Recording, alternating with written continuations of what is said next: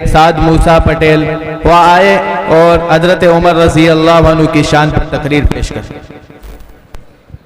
ابھی جو موصوف پڑھ کے گئے ہیں ان کے لیے عربی اول کی طرف سے 500 روپے کا ہدیہ آیا ہوا ہے، اور عبداللہ کی طرف سے ایک ہدیہ آیا ہوا ہے، وہ آئے اور لے لیں۔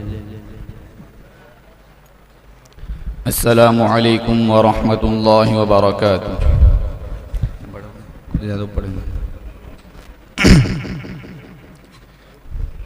نحمده ونصلي على رسوله الكريم، اما بعد فاعوذ بالله من الشيطان الرجيم، بسم الله الرحمن الرحيم۔ يا ايها النبي حسبك الله ومن اتبعك من المؤمنين، صدق الله العظيم۔ وقال النبي صلى الله عليه وسلم: لو كان بعدي نبي لكان عمر بن الخطاب، او کما قال علیہ الصلاۃ والسلام۔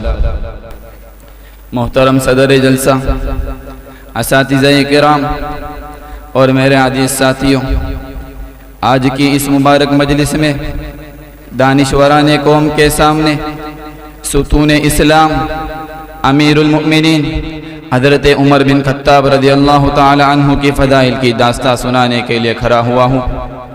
امید ہے کہ آپ حضرات میری حوصلہ افزائی فرمائیں گے۔ محترم سامعین کرام، حضرت عمر بن خطاب رضی اللہ تعالی عنہ خاندان قریش کے معزز افراد میں سے ہے۔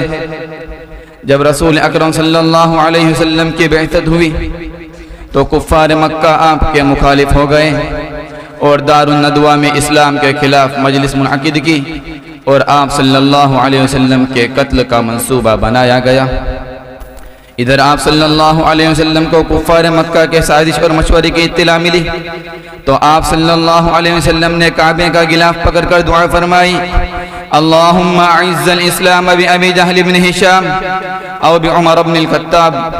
اے اللہ، مکہ میں دو عمر ہے، دو عمر میں سے ایک عمر چاہیے اسلام کی عزت کے لیے، اسلام کی برتری کے لیے، اسلام کو سربلند کرنے کے لیے، اسلام کے وقار کو بڑھانے کے لیے۔ چنانچہ رب کائنات کو مرد جلال، مرد ہنر بھیجنا پڑا، اونچے بدن پر اونچا ہی سر بھیجنا پڑا، سب سے بڑے نبی کی حفاظت کے واسطے فولاد سے بھی سخت بشر بھیجنا پڑا۔ بڑھنے لگا تھا زور جہالت کی فوج کا، بڑھنے لگا تھا زور جہالت کی فوج کا، روئے زمین پر رب کو عمر بھیجنا پڑا۔ عمر کون؟ عمر وہ جو اٹھے زیست کا عنوان بنے، ممبر پر چل کر بولے، حق کا بیان بنے، ہجرت کرے، جرأت کا اعلان بنے، مشورہ دے، رب کی زبان بنے، بولے قرآن بنے، تولے میزان بنے۔ محترم سامعین کرام، حضرت عمر بن خطاب رضی اللہ تعالی عنہ کے ایمان لانے سے قبل مسلمان مظلوم تھے، اپنے اسلام کو ظاہر تک نہیں کر سکتے تھے، مسلمان پوشیدہ طور پر ہجرت کیا کرتے تھے۔ چنانچہ خطیب کہتا ہے جس نے سب سے پہلے علانیہ طور پر ہجرت کی عمر بن خطاب ہے، جس نے کلمہ حق پر پھر نہیں چھپایا عمر بن خطاب ہے، جس کے سائے سے کفر لرزتا تھا عمر بن خطاب ہے، جس کے سائے سے شیطان بھاگتا تھا عمر بن خطاب ہے، جس نے 4000 مسجدیں قائم کی عمر بن خطاب ہے، جس نے 900 جامع مسجدیں قائم کی عمر بن خطاب ہے، جس نے نبی کے بیٹی کا سب سے زیادہ احترام کیا عمر بن خطاب ہے، جس نے مکہ سے مدینہ تک اسلامی چھاونی قائم کی عمر بن خطاب ہے، اس کے بارے میں آقا نے تاریخی جملہ کہا۔ آقا نے کہا عمر والدین مرے اولاد روتی ہے، اولاد مرے والدین روتے ہیں، جس دن تو اس دنیا سے چلا جائے گا قیامت تک محمد کا اسلام روتا رہے گا۔ محترم سامعین کرام، یہ وہ عمر بن خطاب رضی اللہ تعالی عنہ ہے جب خلیفہ بنے تو عناصر اربع پر حکومت کی، زمین پر حکومت کی، زمین کانپ رہی تھی، ٹھوکر لگا کر کہا تھم جا، وہ تھم گئی۔ ہوا پر حکومت کی، آپ کو بتایا گیا یہاں سے ہزاروں میل کے فاصلے پر جہاد ہو رہا ہے، मिंबर पर चढ़कर कहा, या सारिया अल जबल, हवा पैगाम ले जा रही है। आपको बताया गया मदीना के वादी में आग लगी है। कहा ये उमर का रुमाल ले जाओ, आग से कहो उमर ने भेजा है।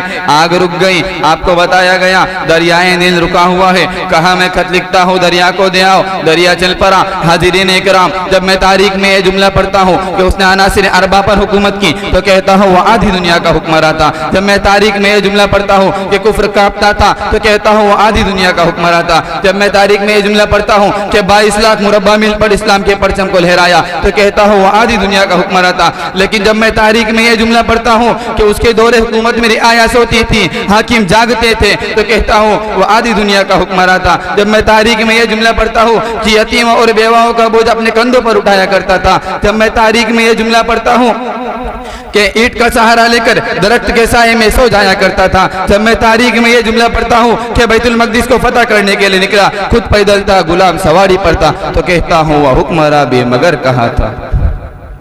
वो आधी दुनिया का हुक्मरां था, हुक्मरां भी मगर कहा था। बिफरती मौजों पे हक परस्तों की सादा कश्ती का बादबा था।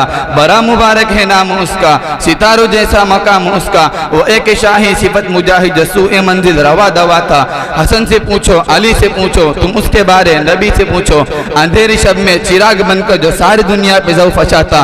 आका उमर, रहबर उमर, मुर्शिद उमर, मौला उमर, आला उमर, औला उमर, बरतर उमर, बाला उमर। साते नबी पाक पे सौजान से शहीदा उमर। ईमान में, ईकान में, एहसान में यकता उमर। बादे बहारी की तरह गुजरा इराक और रूम से, बादे बहारी की तरह गुजरा इराक और रूम से। अबरे करम बनकर उठा ईरान पे बरसा उमर। माबाद खत्मुल मुरसली कोई नबी आना नहीं, माबाद खत्मुल मुरसली कोई नबी आना नहीं। यह सिलसिला चलता अगर तो एक नबी होता उमर।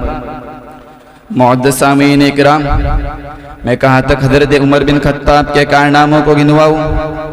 आखिर में बस एक शेर कहकर अपनी तकरीर को ख़त्म करता हूँ।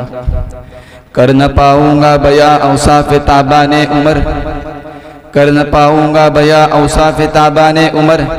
खूने दिल से भी अगर लिखने लगूं शान उमर। व आखिरु दावाना अनिल हम्दुलिल्लाहि रब्बिल आलमीन।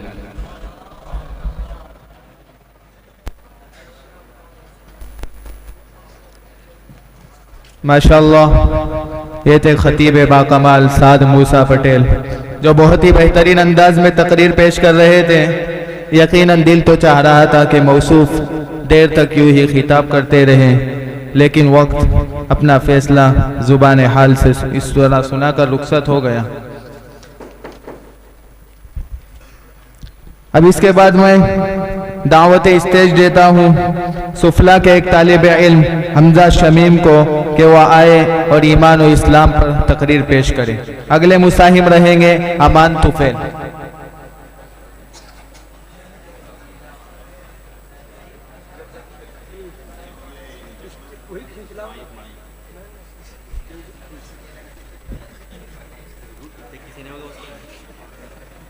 कितना मत गिरो मत।